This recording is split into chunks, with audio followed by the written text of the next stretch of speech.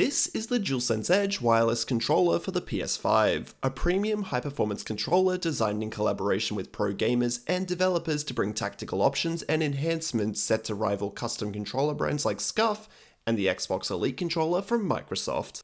Right off the bat, the box has some significant weight to it, most likely due to the additions found inside, but we'll get to that in a second. The packaging maintains the consistent look and feel that we've come to expect of other products and accessories that Sony have released in the PS5 generation, with the white and blue matte cardboard as well as the gloss product highlights on the front and rear faces. Upon opening the outer box, we unveil another plain white box with the PlayStation logo embossed on the front, which adds to the premium feel of the packaging. Inside that box is a thin material similar to what we've seen in the Sony InZone H3 headset, most likely to reduce any scratches to the case in transit. The case itself features a hard white shell with the logo and symbols adorning it throughout, as well as dual black zippers for easy access. It also has the capability to charge the controller inside simply by removing this Velcro access port on the top side, making it easy to manage whilst on the go. Inside the case, we can see the controller along with all of its accessories and interchangeable parts, including two high and low dome thumbsticks as well as the default concave ones on the controller.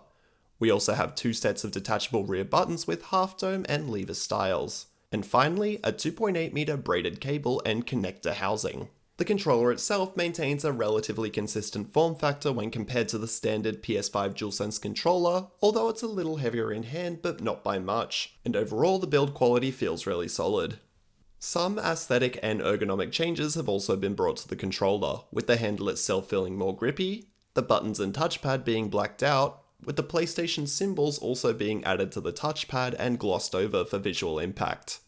The bottom face has also opted for a gloss rather than a matte look, which I'm not necessarily a fan of as it can pick up fingerprints and scratches quite easily and noticeably.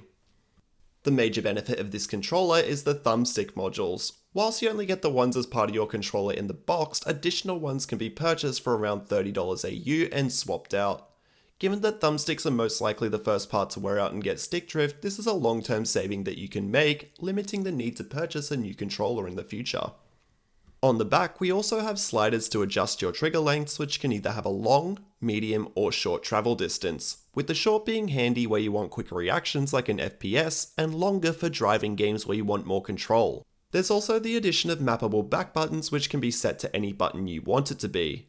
I've found the paddles to be a handy addition for reloading and crouching in shooters, but I will admit that the back buttons do take a bit of getting used to, having never handled a configuration like this before, and do occasionally bump them when I'm not meant to. But they can be replaced with the dome option or removed entirely if you want. And to adjust all of your profiles, it's really easy. Because it's a Sony first-party product, all of the software changes can be easily managed through the PS5 interface, avoiding the need to connect to a PC to adjust anything. So all you need to do is plug it into the PS5 and follow the steps of the quick start guide to create your profiles, with 4 profiles being able to be used at any time, which is great given that I usually have a couple of games on rotation. With each profile mapped and named, you have the option to customize button assignments, stick sensitivity, trigger dead zone, vibration intensity, and trigger effect intensity. Obviously this will take some fine tuning once you've had some in-game experience. And swapping between them is simple. Just click the new FN button and the corresponding button of cross, circle, triangle, or square to navigate to your preferred profile. And when it comes to charging, as mentioned earlier in the video, the controller comes with a 2.8 m USB-A to USB-C braided cable, which is a significant jump from the stock 1.5 m cable that comes boxed with the PS5, meaning that you can comfortably play from almost anywhere. This is something worth noting because all of the other features packed into the controller lead to a reduction in battery size by around 33%, which seems like a significant drop, but it will still give you an 8 to 10 hour session. And rest assured that despite its new form factor, it still fits into the PS5 controller charging hub. To make sure you stay connected while gaming, it also comes with a housing that can lock onto the controller. However, given the bonus cable length, I haven't had much of a need for it to date. So, what are my overall thoughts on the DualSense Edge controller? Personally, it's a nice step up from the stock controller with a bunch of additional features. I love the swappable components to customize it to my liking, namely the adjustable triggers for quicker responses and the back buttons despite the need to retrain my brain to use them at the right time.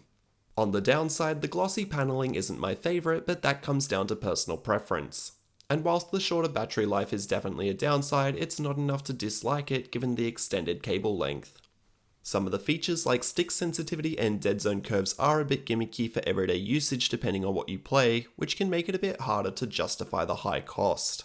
The cost of which might be the biggest shortfall and detractor, especially when comparing it to its direct competitors. The cheapest of which is the Xbox Elite Series 2 at $250 Australian dollars with very similar inclusions. The Scuff Reflex's base model is around the same price but does lack a lot of those inclusions.